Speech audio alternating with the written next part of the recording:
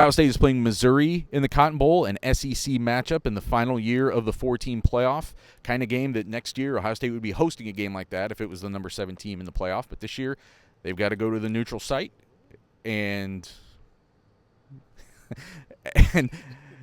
and we're all today learning a little bit more about Missouri. Ryan Day said that he is friends or has become friendly with Eli Drinkwitz, the Missouri coach. Keenan Bailey the tight ends coach, has a connection to the staff. He served there. He went to school there for a little bit and was there many years ago as a kind of a lower level guy. So there's some connections there. And Eli Drinkwitz was even making a crack about Connor Stallions when he was talking to ESPN earlier today. So it seems like reminds me a little bit of Utah in 21, where there's kind of a friendly rivalry there between the head coaches, or a friendly agreement there with the head coaches. But Andrew, what should people know the most about Missouri and the kind of team that Ohio State's going to face? Missouri, I think everybody thinks of Missouri as just like that. Oh, I remember they had that one fun season in 2007 when everything got haywire and they played Kansas in that 1-2 game. I don't really know much about them elsewhere. Missouri's been pretty good this year. They lost 2 games. They're 10-2. They lost by 10 to LSU in a game that was very, very, very much closer than that. Missouri was winning for the majority of that game. And then they lost by 9 to a team called Georgia. Perhaps you've heard of them. So Missouri has played some really tough games and some really close games. And they were kind of in a lot of the games that they played. You know, they don't have a really big marquee win on their schedule. I mean, they beat Kansas State. They beat Tennessee. They beat the snot out of Tennessee. So there's not really a big win on their schedule, but they have an electric offense. And Steven's going to be very happy to know this. They're a top 15 offense in the country in terms of yards per play. They throw the ball really effectively. Their quarterback, Brady Cook, had a really nice year, takes care of the ball. Pretty similar numbers to Kyle McCord, if you look at that. And Luther Burden, one of their receivers, he's a sophomore, so don't expect an opt-out there. He's one of the best receivers in college football. And I think one of the things that I am going to be laser focused on in this game is, first off, look, the opt-outs are one thing. Who's going to opt out for Ohio State? What is this defense going to look like in 2024 and beyond? Like, that's a big question that we all have. And it's going to start on December 29th in Texas, because does Denzel Burke play in that game? And if so, like, who stops Luther Burden? How do you defend Luther Burden if Josh Proctor's not going to play? If Lathan Ransom's not going to play? What does that secondary look like? Because they're going to get a pretty nice challenge against a team that airs it out, a team that has not won 10 games in almost a decade, a team that has not won a bowl game in almost a decade. So you're talking about a team that maybe Ohio State kind of waltzes into this game. We were in the playoff last year. We didn't get in this year. We lost to Michigan. Missouri's going to be very fired up to play this game. And they're going to be very excited to play this game. And they can throw the ball around a little bit. So I think this is actually a really, really unique test. And probably outside of Oregon, maybe even not then if Bo Nix is not going to play. This is maybe the most interesting matchup we could have seen football-wise and stylistically for Ohio State. Stephen, you were asking Ryan Day in a question that is essentially what can you get out of this? You know, how do you approach this in terms of, with so much uncertainty, roster turnover potentially happening, maybe some coaching turnover? Like, what can you get out of this? And as you look at it, what do you think is the thing that Ohio State needs to get out of this bowl experience the most, other than a win? I think there is value to winning. They would be 5-0 all time in New Year's Six bowls if in the playoff era if they win this. So I think there's something to be said for that. But besides that, what do they have to get out of this? I think they've got to give this fan base a reason to be excited about the offseason. And to your point with the Luther Burden thing, I wonder if Davis Igbenogson matched up against him if Ole Miss ever played Missouri or not.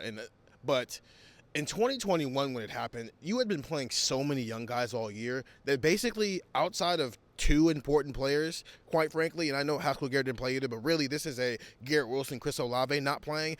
Everybody else played. Nicholas Petit-Frere didn't play. Everybody else played. Okay, everybody else played. So you got the chance to see, hey, this is what we're building here. This is what we're building. Get excited about this. C.J. Stroud had 500 yards. Jackson Smith-Njigba lit the world on fire. Look at Marvin Harrison Jr. In 2022, you sneak in. So, okay.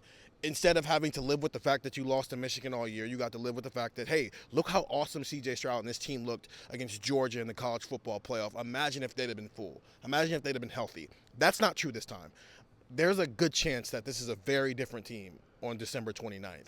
And so whether you're talking Carnell Tate, Brandon Ennis, Jermaine Matthews, Malik Hartford, Tywan Malone, C.J. Hicks, these young guys who, some of these guys you've been interested in seeing what they were doing behind the scenes, you're going to get to see them. And they have to put on the type of show that can carry a program through the next 9 months, because people are down. People are upset. People are not happy about what's going on with this Ohio State program. And when you're losing this much, you've got to give people reasons to want to stick around. And that's the only way this is going to work, because this game means nothing. But it can mean everything if it sets you up for next year, because all these young guys are just flashing so many times that fans are excited and you have something to build on this offseason.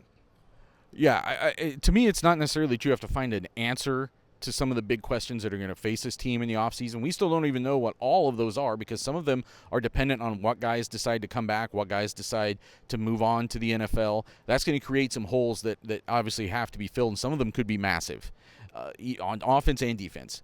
I don't think you need to find the answers to those between now and December 29th. I do think you need to get some indication out of that process, though, where you have answered some of those internally. Like where is C.J. Hicks at this point of his career? Where is, Tywone Malone came in and we thought he was going to have a big role in the defensive line, and it turned out that their rotation was just so strong at the top that maybe they just didn't need him. But where can he fit in? What is Hero Kanu now? Like, we started to see some flashes of him. Get some guys who flashed. Do they get to play bigger roles? And those receivers in 21, like, it was a concept. We were like, well, we just assume that like next year those freshman receivers are just step up and be good, right? They always are. But then Marvin Harrison Jr. catches 3 touchdowns. You got a little flash of Emeka Egbuka in that game, and it did give you more confidence, I think, as a fan, that like, oh, okay, those guys aren't just numbers on a page. They're like real football players who are going to help this team next year, and then look what happened.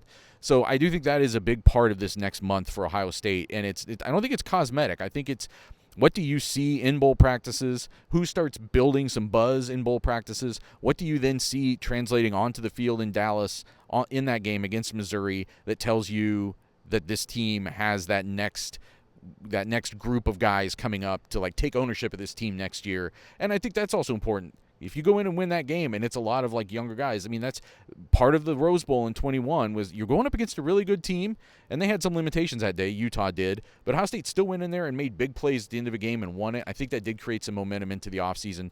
It'd be, I think, beneficial if they could do that again. We're going to talk a lot more about that on Buckeye Talk all the way up until the game. So get that wherever you can find podcasts, and get the text 614-350-3315. News, analysis, commentary, updates every day from cleveland.com.